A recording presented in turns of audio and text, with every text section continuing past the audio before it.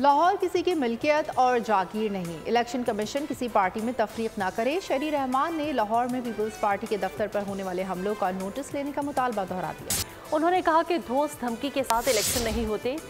PP ऐसे हथकंडों से कभी नहीं डरती।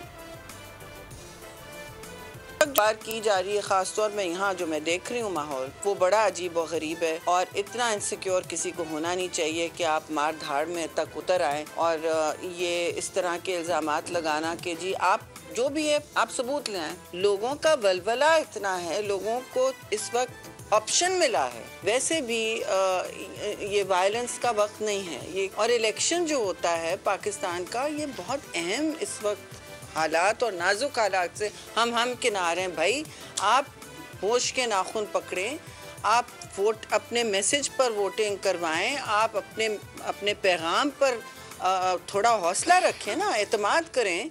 ये एक मुकाबला है, कभी ऊंच होती है कभी नीच होती है। इसका ये मतलब नहीं है कि इसको आप लाइफ एंड डेथ, जिंदगी और मौत का वो बना लें अखाड़ा। जी पाकिस्तान का इलेक्शन कमीशन मुअद्दबाना गुजारिश है कि ये नोटिस लें।